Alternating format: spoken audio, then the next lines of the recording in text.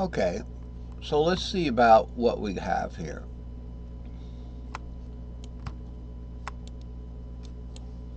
This is the guitar fret nut of my guitar, down C tuned, and this is your guitar, normal E tuned guitar fret nut right here in the key of C. Okay, so we have it in the key of C. Key of C, root C guitar. These are just my guitar colors. These are like a little graphic of a piano keyboard. So root is C, D is 2, E is 3, F is 4, G is 5, A is 6, B is 7. And we'll look over here. This is where your guitar, normal guitar starts. So if I put my capo on my third, or whatever fret this is where your guitar is. So here's your normal C. Okay, normal C.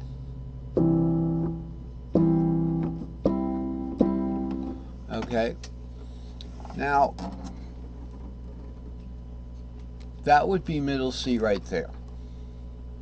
Okay, and what we're talking about at this point is how far up have we gone? Have I made this fretboard? And this is intentional. This isn't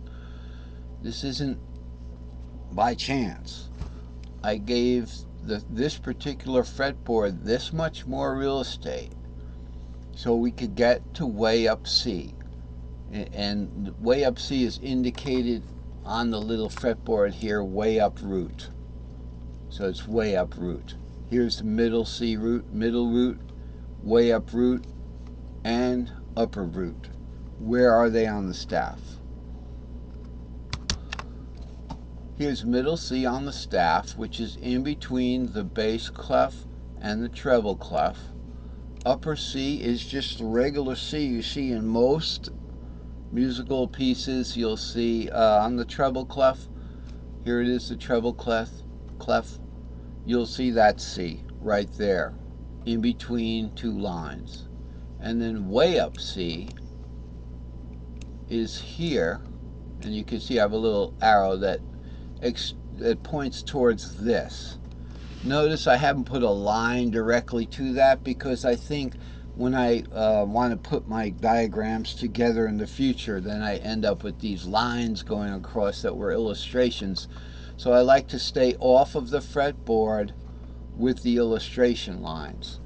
So here's way up C. Now we're going to find out about how to memorize this. Now, of course, I got this cute little graphic here that this is the, this is just another indication of the treble clef and the bass clef, but they're kind of mirror images. And then I switch the letters here. So you can see the treble clef forms a G around it. So how would you draw this if you wanted to draw it on your own? You'd start here and you'd do this little circle around the G in the treble clef, and then you make this big gigantic G with it, and you come down and its tail is going to be middle C like that. And then you'd start this one here and you draw this big F here and put two notes there. Now those two notes are not F. Those two notes are E and G. So E, F, G, or 3, 4, 5, this is your C string shape right here. Okay. So, by the way, when I watch this this afternoon, it's going to be much more pleasant than it is right now. We've got like fall is blowing back into this entire region. Okay, the Piedmont region, and it was like 17, 16 degrees the night before last. So we had an early winter for about 2 or 3 days. Everything was freezing, and now we've got fall blowing back in, southern winds, etc. This is just for the bass clef here. I'm not going to do the one for the G clef because we have plenty of chart to deal with. But this little symbol here where you make an F, this is backwards. These three notes, these are obviously notes, see? It's not a colon, okay? It's a note. These are notes. The F is right here because we've made that F. Actually, guess what? This F right here is right here. Okay, that is the note that Bach, Beethoven, whoever made this wonderful F right here. This is the note that he makes. Okay, so I've got to fix my staffs, my staff symbols. But he makes this big F, and he makes these two things here. And the musical people are wonderful artists, So we've got, this is obviously D, okay, E and F. All right. All right. Made a little mistake here. This was E, F, and G. Here's the E, here's the F, and it's actually over here, and here's the G. This F stands for this big F here. This is the staff part. We're concerned with guitar, with shapes, So here's the shape. You have to kind of like see these shapes. Here's the F part, and here's the staff part. Now, why it goes over here, I'm not sure. It's pointing towards something. Okay, we're over on the right side now, left side, the correct side. I believe that, all right, we draw an F here. He does this, and he's basically showing us that this is our region. See how he's kind of covered it? It's almost like a parenthesis, like a brackets here. This is a miniature bracket. I think that's what he does.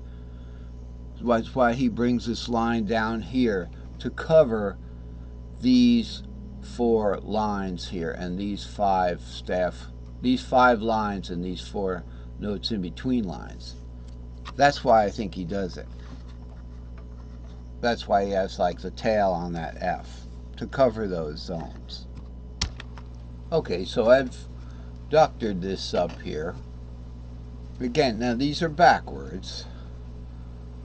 Okay, but it's a little more convenient because we can use fretboard over here. Staff board. So here's our middle C. So this is like really classical stuff. Who drew this really? Who got used to drawing this? It might have been one of the great masters who was writing music. Okay, here's our G. All right, here's our lower C there, middle C right there. All right, and these notes are covered by this. Now notice he goes over here with, so he's really concerned with some notes up here too. He's saying this is also part of this staff. This staff is going up here. This is almost a note up here. See how he's circled a note up here? That would be, let's see, G, A, B, C, D, E, F. Well, there's F again up there. Okay, voila, we have an F up there. He's even made an extra note. So you got C, G, F. There's your 1, 4, 5. But that's, not particularly shapes of guitars. Anyway, so that's what's going on with the staff, with this really classical stuff. It's,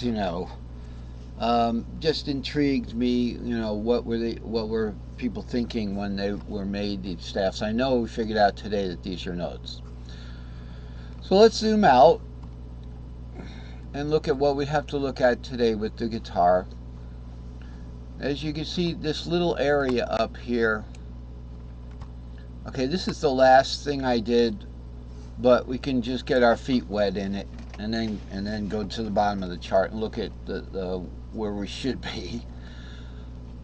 Here we have a long pattern. It's a long E pattern. For those of you who want to see a long, what's the long pattern? Here's a long pattern stack. Okay, so this is the long E pattern. So we're going to zoom in and look at that long E pattern. Okay, it starts actually on root here.